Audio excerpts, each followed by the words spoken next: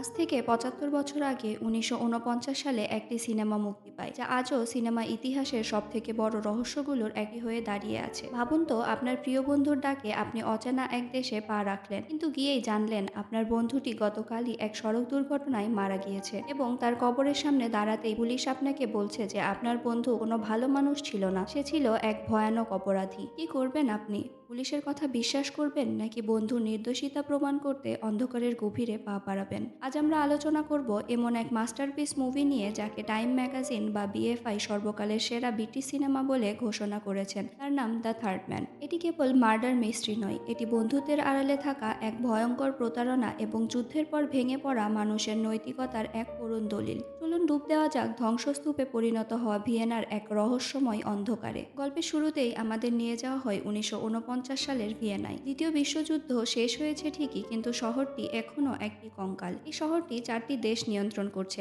America, Britain, France আর Russia. চারদিকে অভাব, black marketing আর অবিশ্বাস। ঠিক এই পরিবেশে টেক্সাস থেকে ভিয়েনায় এসে নামে আমাদের নায়ক হলি মার্টিন্স। সে একজন সাধারণ লেখক, পকেটে একটি পয়সাও নেই। তার ছোটবেলার প্রিয় বন্ধু হ্যারি লাইমস তাকে একটি চাকরির প্রতিশ্রুতি দিয়ে এখানে ডেকে পাঠিয়েছে। হলি যখন হ্যারির অ্যাপার্টমেন্টে পৌঁছায়, সে এক ভয়ানক খবর পায়। হ্যারির দারোয়ান তাকে জানায় যে হ্যারি গতকালই তার বাড়ির ঠিক সামনে এক সড়ক দুর্ঘটনায় মারা গিয়েছে। হলি বিশ্বাসই করতে পারে না যে যে বন্ধুর সাথে দেখা করতে সে এত দূর এসেছে, সে এখন কবরে। হলি হ্যারির শেষকৃত্যে যায়। সেখানে সে দেখে ব্রিটিশ পুলিশের মেজর ক্যালওয়ে হ্যারিকে মোটেও সম্মান দিচ্ছে না। ক্যালওয়ে হলিকে সরাসরি বলে দেয়, তোমার বন্ধু হ্যারি লাইম এই শহরের সবথেকে বড় অপরাধী। হলি এটা শুনে ক্ষিপ্ত হয়ে যায়। সে ঠিক করে সে ভিয়েনা ছাড়বে না যতক্ষণ না সে প্রমাণ করছে যে তার বন্ধু ছিল নির্দোষ এবং তাকে কেউ খুন করেছে। হলি নিজের মতো করে গোয়েন্দাগিরি শুরু করে। সে হ্যারির ঘনিষ্ঠ বন্ধুদের সাথে দেখা করে, ব্যারন কুর্টোজ এবং রোমানিয়ান নাগরিক পুপেস্কো। তারা হলিকে জানায় যে অ্যাক্সিডেন্টের পর তারা দুজনেই হ্যারির মৃতদেহ রাস্তা থেকে সরিয়েছিল। কিন্তু হলি যখন হ্যারির বাড়ির দারোয়ানের সাথে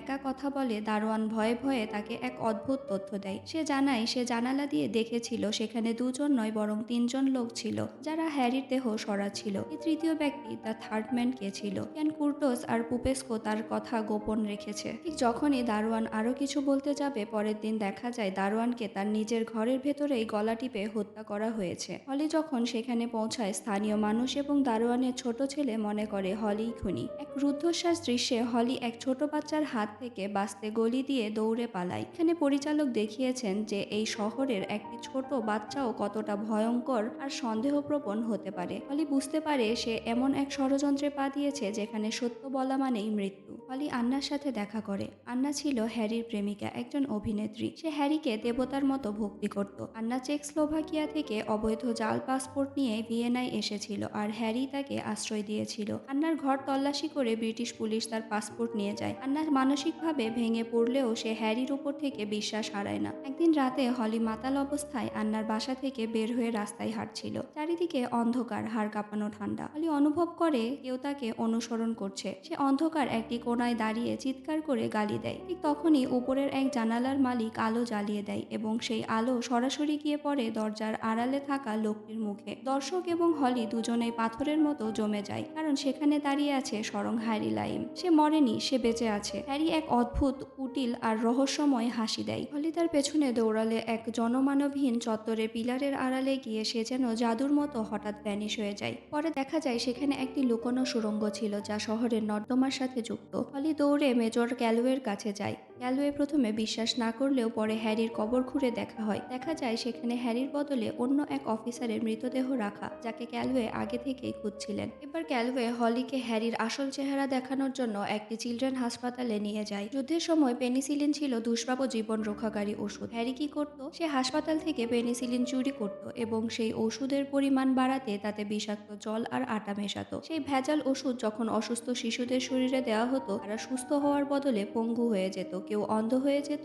আবার কেউ মানসিক ভারসাম্য হারাতো। ক্যালওয়ে যখন হলিকে সেই শিশুদের করুণ অবস্থা দেখান, তখন হলি বন্ধুত্বের সেই রঙিন চশমাটি ভেঙে চুরমার হয়ে যায়। সে বুঝতে পারে হ্যারি লাইম কোনো রক্তমাংসের বন্ধু নয়, সে একটি শয়তান যে শিশুদের জীবন নিয়ে ছিনিমিনি খেলছে। হলি সিদ্ধান্ত নেয় এবার সে নিজের হাতে এই অন্যায়ের বিচার করবে। হলি এবার হ্যারির সাথে সরাসরি দেখা করার প্রস্তাব পাঠায়। তারা ভিয়েনার বিখ্যাত বিশাল ফেরিস হুইল বা নাগরদোলার উপর উঠে কথা বলে। এই সিনটি সিনেমার ইতিহাস ইতিহাসের অন্যতম শ্রেষ্ঠ দৃশ্য। হ্যারি ওপর থেকে নিচের মানুষদের পিঁপড়ের মতো ছোট ছোট বিন্দু হিসাবে দেখিয়ে বলে, ওদের কথা ভাবছো? ওপর থেকে দেখলে ওগুলো তো কেবল বিন্দু। যদি একটি বিন্দু আজীবনের জন্য মুছে যায় আর তার বদলে তুমি হাজার হাজার পাউন্ড পাও, তবে কি তোমার বিবেক খুব দংশন করবে? এখানেই হ্যারি সেই বিখ্যাত ডায়লগটি দেয়। সে বলে, ইতালিতে ৩০ বছর অনেক রক্তপাত আর যুদ্ধ হয়েছিল, কিন্তু সেখান থেকেই মাইকেল অ্যাঞ্জেলো আর রেনেসা শিল্প তৈরি হয়েছে। আর সুইজারল্যান্ডে ৫০০ বছর শান্তি ছিল। তারা কি বানাতে পেরেছে? কেবল কোকিল ঘুড়ি। হ্যারি মনে করে সে যা করছে তা একটি বড় বিজনেসের অংশ মাত্র। তার কাছে মানবতা বা দয়া বলে কিছু নেই। সে হলিকে তার বিজনেসে যোগ দেওয়ার জন্য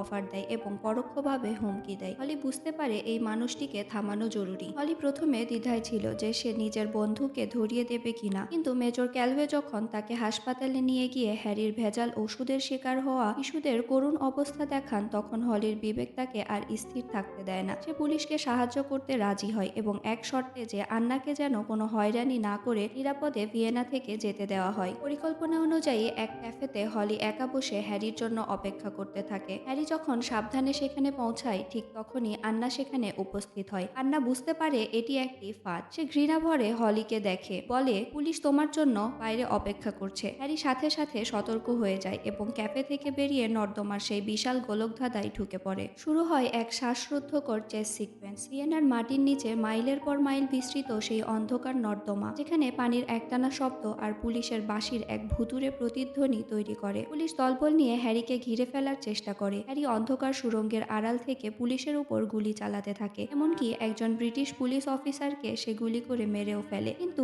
শেষ রক্ষা আর হয় না। ক্যালওয়ের গুলিতে হ্যারি গুরুতর আহত হয়ে পড়ে। সে রক্তাক্ত অবস্থায় হামাগুড়ি দিয়ে একটি লোহার গ্রিল বা নর্দমার ঢাকনার কাছে পৌঁছায়। গ্রিলের ফাঁক দিয়ে সে তার আঙুলগুলো বাইরে রাস্তার বাতাসের দিকে বাড়িয়ে দেয়। এটি সিনেমার সবথেকে আইকনিক এবং করুণ একটি দৃশ্য। সে দেখতে পাচ্ছিল মুক্তি মাত্র কয়েক ইঞ্চি দূরে, কিন্তু শরীর আর সায় দিচ্ছে না। ঠিক তখনই হলি সেখানে এসে পৌঁছায়। সে তার বন্ধুর হাতে পুলিশের বন্দুকটি দেখতে পায়। হ্যারি যন্ত্রণায় কাতরাচ্ছিল। সে ইশারায় যেন হলিকে মিনতি করে এই কষ্টের অবসান ঘটাতে। হলি নিজের বন্ধুর চোখের দিকে তাকিয়ে ট্রিগার চাপে। একটি গুলির শব্দ পুরো নর্দমায় প্রতিধ্বনিত হয়। হ্যারি লাইম চিরতরে হারিয়ে যায়। সেই সাথে হলি মার্টিন্স হারিয়ে ফেলে তার ছোটবেলার সেরা বন্ধুকে আর নিজের নৈতিক পবিত্রতাকে। মুভির শেষে আবার হ্যারি শেষকৃত্য হয়। এবার সেটি সত্যিকারের দাফন। হলি কবরস্থান থেকে বের হয়ে যাওয়ার পথে রাস্তার মোড়ে দাঁড়ায় আন্নার জন্য। সে ভেবেছিল আন্না হয়তো তাকে ক্ষমা করবে এবং তারা একসাথে নতুন জীবন শুরু করবে, কিন্তু আন্না সোজা হেঁটে আসতে থাকে। সে হলির পাশ দিয়ে যাওয়ার সময় একবার ফিরেও তাকায় না। তার চোখে হলি একজন বিশ্বাসঘাতক যে ভালোবাসা আর বন্ধুত্বের নামে নিজের বন্ধুকে ধরিয়ে দিয়ে মেরেছে। আন্না সোজা হেঁটে দিগন্তে মিলিয়ে যায় আর হলি একা দাঁড়িয়ে থাকে একরাশ শূন্যতা নিয়ে। মুভিটি আমাদের শিখিয়ে যায় সব সত্য সুখের হয় না। যুদ্ধের পর শহর পুনর্গঠন হলেও মানুষের ভেঙে যাওয়া বিশ্বাস আর নৈতিকতা সহজে ফেরে না। গল্পের বাইরেও কেন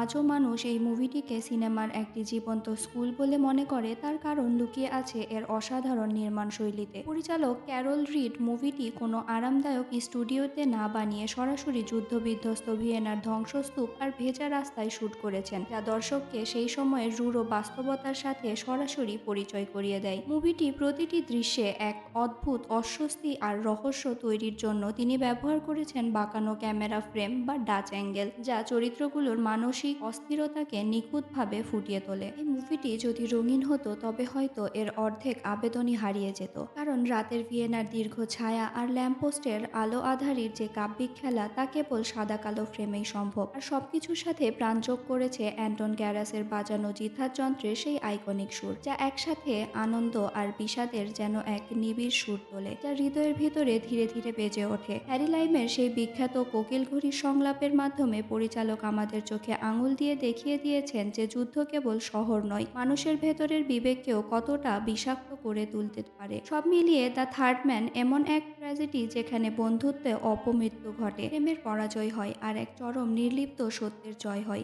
আপনি যদি সিনেমা ভালোবাসেন তবে এই কালজয়ী মাস্টারপিসটি আপনার অভিজ্ঞতায় এক অনন্য মাত্রা যোগ করবে। তবে এই মুভিটি আমি সম্পূর্ণ সিন বিশ্লেষণ করিনি, কারণ আমার ব্যক্তিগত সাজেশন থাকবে এই সিনেমাটি কেবল কাহিনী জানার জন্য নয়, বরং সিনেমাটোগ্রাফির আসল জাদু এবং ইতিহাসের সেই সাদা কালো আবহ অনুভব করার জন্য হলেও জীবনে অন্তত একটিবারের জন্য আপনার দেখা উচিত। আমি গ্যারেন্টি দিয়ে বলতে পারি মুভিটি দেখার পর ভিয়েনার সেই ভেজা রাস্তা আর হ্যারি লাইমের রহস্যময় হাসি আপনার মনে বহুদিন গেঁথে থাকবে। আজকের এই বিশ্লেষণ আপনাদের কেমন লেগেছে? হ্যারি লাইমের জায়গায় আপনারা থাকলে কি নিজের বন্ধুর সাথে একই এভাবেই কাজ করতেন? কমেন্টে জানান আপনার মূল্যবান মতামত। ভিডিও ভালো লাগলে লাইক দিন এবং এমন আরও সিনেমার গভীর বিশ্লেষণ পেতে আমাদের চ্যানেলটি সাবস্ক্রাইব করে পাশেই থাকুন। দেখা হবে খুব শীঘ্রই অন্য কোনো দারুণ গল্পের সাথে। ততক্ষণ ভালো থাকুন, সুস্থ থাকুন।